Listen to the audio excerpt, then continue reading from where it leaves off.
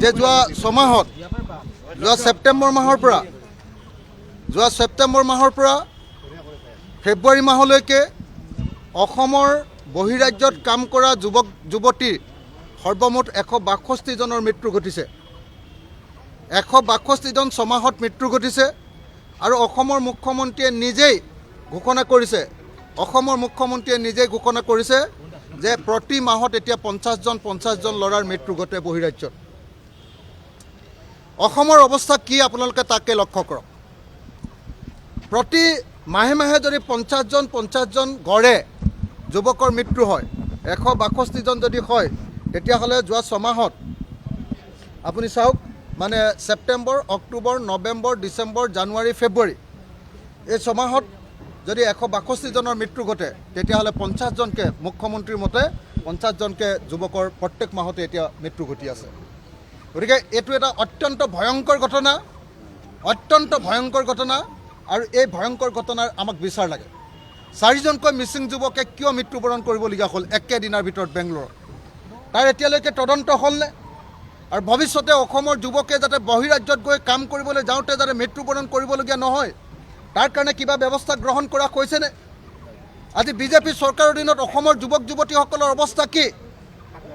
আজি অসমৰ যুৱক যুৱতীসকলে দুটা কামেই কৰিব পাৰে গাঁৱত। এটা হ'ল হাজিৰাৰ কাম, মিস্ত্ৰীৰ লগত যোগালী, আৰু নহ'লে বেংগলোৰ, চেন্নাই, কেৰেলা এইবিলাকত গৈ হাজিৰাৰ কাম বা ছিকিউৰিটি গাৰ্ডৰ কাম। আজি অসমীয়া যুৱক যুৱতীৰ একমাত্ৰ ভৱিষ্যত হয় ছিকিউৰিটি গাৰ্ড কৰা নহ'লে বা তেওঁলোকে গাঁৱে গৈ হাজিৰা কৰা, মিস্ত্ৰী কৰাৰ বাহিৰে বেলেগ কোনো কাম নাই। আৰু তেনেকৈ বহিৰাজ্যত যেতিয়া কাম কৰিবলৈ গৈছে, কোনোবাই মাছ মাৰিবলৈ যাওঁতে মৃত্যু ঘটিছে, কোনোবাই ঘৰত থাকোঁতেই 4জনকৈ মিচিং যুৱক, আপোনালোকে নিজে মনত পেলাওক, সেই সুঠাম অসমীয়া 4জন যুৱক, মিচিং যুৱক একেদিনাই বেংগলোৰত একেটা ৰুমৰ ভিতৰত শুই মৃত্যুবৰণ কৰি আছিলে। সেই মৃত্যু আপোনালোকে নিজে ভাবক কাৰ দিনত হৈছে? বিজেপি চৰকাৰৰ দিনত। বিজেপি চৰকাৰৰ দিনত বহিৰাজ্যত একেদিনাই 4জন যুৱকৰ মৃত্যু ঘটিছে, এমাহত 50 জন যুৱকৰ মৃত্যু ঘটিছে, আৰু তেওঁলোকক নিৰাপত্তা দিবৰ কাৰণে কোনো ব্যৱস্থা গ্ৰহণ কৰা হোৱা নাই। সেইকাৰণে অসম বিধানসভাত এইটো বিষয়ে আজি আলোচনা হ'ব লাগিব। অসম বিধানসভাত এই বিষয়টো লৈ আলোচনা হোৱা দৰকাৰ, আৰু আলোচনা হৈ এই বিষয়টোক লৈ আলোচনা হৈ এটা সিদ্ধান্ত অনা দৰকাৰ, এখন আইন অনা দৰকাৰ যে 1 নম্বৰ কথা, বহিৰাজ্যত কাম কৰিবলৈ যোৱা প্ৰত্যেকজন যুৱকক নিৰাপত্তা প্ৰদান, তেওঁলোকৰ যাতে মৃত্যু নঘটে।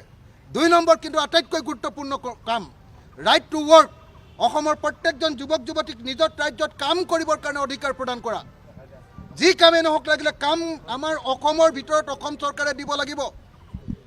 ৰাইট টু ৱৰ্ক, কাম কৰাৰ অধিকাৰ প্ৰত্যেকজন অসমীয়া যুৱকৰ আছে নিজৰ মাতৃভূমিত। আজি আপোনালোকে নিশ্চয় দেখিছে যে নিজৰ মাতৃভূমি এৰি সকলোৱে গৈ মাত্ৰ 15,000 টকাৰ কাৰণে বেংগলোৰ যাবলগীয়া হৈছে, 18,000 যুৱকৰ কাৰণে বেংগলোৰ যাবলগীয়া হৈছে। তাৰ কাৰণে তেওঁলোকে নিজৰ পৰিয়ালক এৰি থৈ গৈছে, নিজৰ সন্তানক এৰি থৈ গৈছে, নিজৰ পত্নীক এৰি থৈ গৈছে, নিজৰ খেতি খোলা এৰি থৈ গৈছে, সকলো এৰি এতিয়া আনকি এনেকুৱা পৰিস্থিতি হৈছে যে অসমৰ বিহুটো আজিকালি মানুহ নাথাকে। কেলে? আজিকালি বিহু বেংগলোৰত পাতিবলৈ লৈছে, চেন্নাইত পাতিবলৈ লৈছে, হায়দৰাবাদত পাতিবলৈ লৈছে, কাৰণ সকলো অসমীয়া ল'ৰা এতিয়া হাজিৰা কৰিবলৈ চেন্নাইলৈ যায়, বেংগলোৰলৈ যায়। এনেকুৱা পৰিস্থিতিত মই দাবী উত্থাপন কৰিব খুজিছোঁ যে অসমীয়া বিহু যদি বচাব লাগে, অসমৰ গাঁও যদি বচাব লাগে, অসমৰ যুৱক যুৱতীসকলক যদি বচাব লাগে, অসমীয়া মানুহক যদি বচাব লাগে, বিজেপি চৰকাৰ, এই চৰকাৰে আমাৰ কাৰণে ৰাইট টু ৱৰ্ক, কাম কৰাৰ অধিকাৰ আইন আনিব লাগিব। আৰু প্ৰত্যেকজন যুৱক যুৱতী যি বেলেগলৈ যায়, তেওঁলোকক নিৰাপত্তা প্ৰদান কৰাৰ ব্যৱস্থা গ্ৰহণ কৰিব লাগিব। এই দাবীত মই আজি প্ৰতিবাদ সাব্যস্ত কৰিছোঁ, আৰু আজি ৰাজ্যপালৰ ভাষণত যাতে কেৱল এই বিষয়টোৱে প্ৰধান গুৰুত্ব লাভ কৰে, তাৰ কাৰণে দাবী উত্থাপন কৰিছোঁ। অসমীয়া জাতিৰ ভৱিষ্যত কি হ'ব, যুৱকসকলৰ ভৱিষ্যত কি হ'ব, এই সম্পৰ্কে আমাক আলোচনা লাগে।